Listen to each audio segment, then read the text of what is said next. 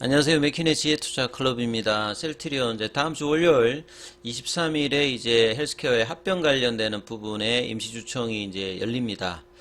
자, 그래서 지금 분위기는 뭐 가결 전망이 우세한 가운데요. 여전히 이제 주가와 이 매수청구권 가격의 어떤 기준가 그 괴리가 있기 때문에 이 부분에 대해서 계속 좀 신경을 봐야 된다. 이런 어떤 리포트들도 나오고 있습니다. 이 부분 한번 살펴보도록 하겠습니다.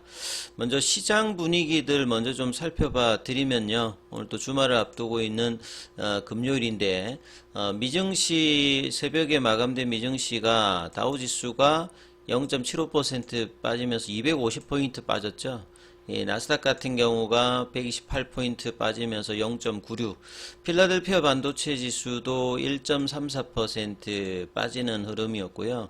국내 시장에 이제 영향을 많이 주는 이제 종목들 중에서 테슬라가 3분기 이제 실적 발표 관련되는 부분 이후에 추가적인 어떤 이제 전망에서도 굉장히 좀 이제 부정적인 어떤 이야기들이 나오면서 10% 이상의 급락들 흐름들이 조금 나타났죠. 근데 상대적으로 이제 넷플릭스 같은 경우에는 긍정적인 어떤 비율로 15% 급등하는 흐름을 좀 보였고요. 이 제약바이오 관련되는 부분에서는 여기도 뭐 전반적으로 하락세고 최근에 좀 강세 흐름들을 계속 좀 지속적으로 좀 보여줬던 일라리리 같은 경우에도 지금 이제 고점 부근에서는 5거래일 연속으로 조금 이제 떨어지는 어떤 흐름들을 보여주고 있습니다. 그리고 유럽의 이제 노보노디스크 같은 경우에도 여기도 한 5거래일 연속으로 좀 빠지는 어떤 흐름들을 보여주고 있죠. 그리고 이제 하이자가 이제 시젠 관련되는 부분 인수 마무리 뭐 한다는 소식이 있는데 하이자 같은 경우에는 뭐 이런 어떤 흐름에도 불구하고 올해 이제 연초 대비해 가지고는 여기도 보시게 되면 50달러에서 지금 30달러니까 거의 지금 40% 가까이 빠졌고요. 2021년도의 고점, 여기는 2021년도가 고점입니다.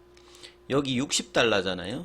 60달러면 이제 하이자도 거의 고점 대비해서는 반토막이 나 있습니다. 예. 그래서 코로나 때 이제 각광을 받았던 회사들이 하이자가 저 정도고, 그 다음에 대표적으로 이제 모더나가 보시게 되면 모더나는 이제 고점 대비해 가지고는 여기는 한 500달러까지 갔다가 지금 82달러니까요. 무려 한 80% 하락을 하고 있습니다. 이 정도 어떤 하락폭이 이제 이 코로나 때 각광받았던 종목들의 어떤 특징들이고, 상대적으로 뭐 셀트리온 같은 경우도 한 7, 80% 이상 뭐 빠져가지고 계속 이제 바닥권을 하고 있는 거하고 뭐 비슷한 어떤 흐름들을 보여주고 있죠. 자, 오늘 이제 환율 같은 경우에는 0.20전 정도, 20전 정도 좀 올라서 환율의 어떤 영향을 받으면서 오늘도 외국인들은 매도세를 선물 쪽에서 하고 있고요. 거래소 코스닥에서 매도, 그 다음에 개인들은 그래서 좀 매수하고 코스닥에서는 매도. 그러니까 뭐 투자 주체로 보면 일괄적인 흐름이 아니라 이번 주 들어서는 계속 이제 외국인 기관들은 어떤 매도 포지션이 있는 상태에서 매수가 좀 들어오더라도 주체별로 좀 등락을 계속 이제 보이는 혼조세의 어떤 수급을 계속 보여주고 있는 상황이죠. 자, 이런 상황에서 코스피 같은 경우는 2400선을 하향하면서 1.84% 하락해서 44포인트 내려갔습니다. 2370선까지 좀 내려갔고요. 코스닥 같은 경우에도 어제에 이어서 오늘도 지금 3% 가까이 지금 하락을 하면서 760선까지 지금 내려갔습니다. 그 다음에 상승 하락 종목 수는 어제하고 거의 동일한 수준이죠. 코스피 쪽에서는 거의 10배 이상, 그 다음에 코스닥 같은 경우에도 10배 가까이 하락 종목 수가 많은 압도적인 어떤 하락세 흐름의 종목 수와 시장 분위기들을 형성을 해주고 있는 어떤 상황이다, 이렇게 보여집니다. 그래서 오늘 국내 시장 전반적인 어떤 테마 흐름을 보시게 되면 중동 문제들이 계속 이제 악화가 되면서 유가 관련되는 종목들이 올라가고요.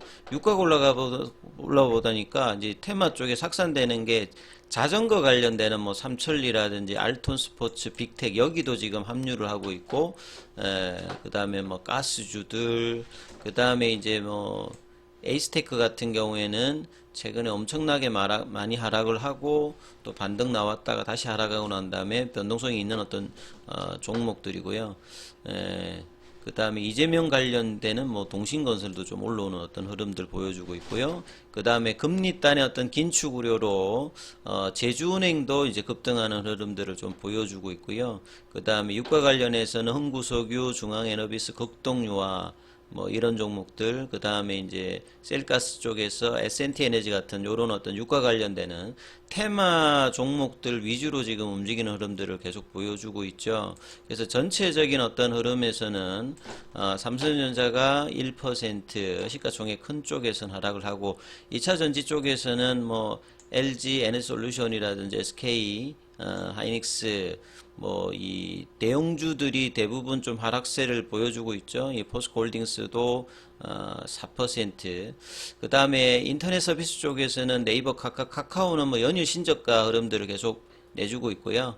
그 다음에 이제 뭐 2차 전지 쪽에서 에코프로라든지 에코프로 BM, 뭐 LNF, 예, 이런 종목들이 계속 이제 하락세 흐름들을 키워가고 있습니다. 그래서 대부분의 어떤 섹터들, 테마주를 제외하고 나면 거의 다 빠지는 어떤 흐름들을 보여주고 있는 어떤 상태다. 이렇게 보여지죠. 자, 셀트리온 같은 경우에도 보시게 되면 아침에 갭다운해서 이제 14만 3천 원대까지 갔다가 다시 14만 원 부근까지 이제 내려가서 여기에서 좀 플랫형으로 옆으로 가는 어떤 흐름들을 분봉상에 보여주고 있습니다.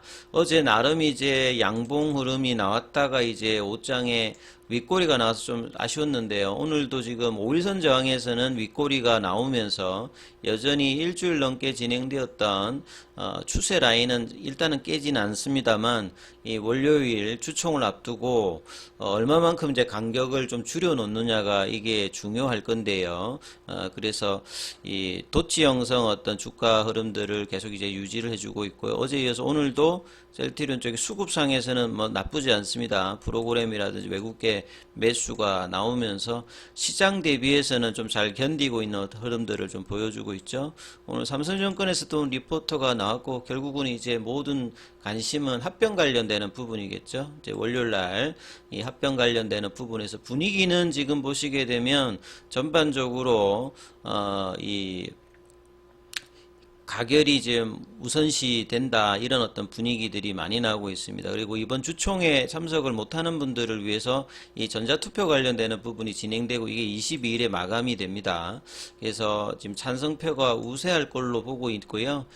참석 주주 의결권의 3분의 2 이상, 그 다음에 발행 주식수 3분의 1 이상이 찬성이면 이 안건이 승인이 되고 이후에 이제 주식 매수 청구권 관련되는 부분이 이제 다음 달까지 나오고 이 부분들이 얼마나 1조가 넘느냐, 그거보다 안 되느냐, 이지수 이제 다울투자증권 같은 경우에도 보면 이 매수 청구권 한도가 1조인인데 이 이상의 어떤 이 자금 확보가 여전히 가능하기 때문에 뭐 이 매수 청구권 행사가 좀 더 나온다 하더라도 충분히 합병 가능성은 있다라고 일단은 판단을 한다는 거죠. 그래서 지금 이제 분위기를 보게 되면 합병 이후에 이제 주가가 더 많이 오를 걸로 장기적으로 좀 예상을 하고 있기 때문에 뭐 청구권을 행사한다든지 반대표를 던진다든지 이런 것들이 쉽지 않을 것이다 이런 어떤 이야기들도 많이 나오고 있습니다. 여기에 좀 많이 이제 불을 붙여줬던 게 세계적인 이제 의결권 자문사인 ISS나 이 글래스 루이스라든지 국내에서도 EGS ESG 이제 기준원이라든지 ESG 이 연구원 여기에서도 이제 합병 안건에 대해서 장기적으로 주주가치의 어떤 재고 때문에 찬성을 이제 권고를 했기 때문에 가결 쪽의 어떤 분위기가 훨씬 많은 것 같습니다. 근데 이제 주가가 주식 매수 청구권 가격을 지금 윗돌지 않고 있기 때문에 이런 부분들이 이제 주총과 최종적으로 이제 청구권 그 규모가 어떻게 되느냐가 일단은 가장 중요하겠죠. 이런 가운데 이제 오늘 삼성증권에서 뭐 리포터가 나오는데 목표가 21만원짜리로 추후에 이제 합병 이후에 모멘텀 관련되는 부분에서 이 램시마 SC의 이제 FDA 승인이 이제 10월 28일에 있지 않습니까?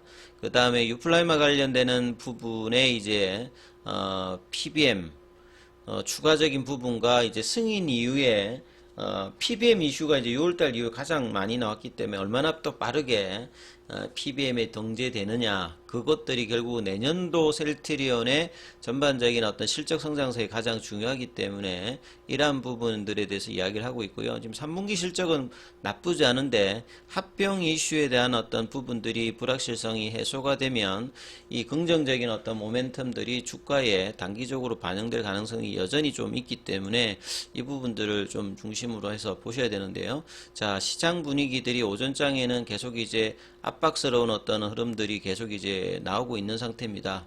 오후장에는 이제 이런 부분들이 조금 완화되는 어떤 흐름으로 밑꼬리들이 좀 나오는 어떤 분위기들이 나올지 여부가 중요하니까 이 부분 보시면서 흐름 판단해 보셔야 되겠습니다. 여기까지 하겠습니다.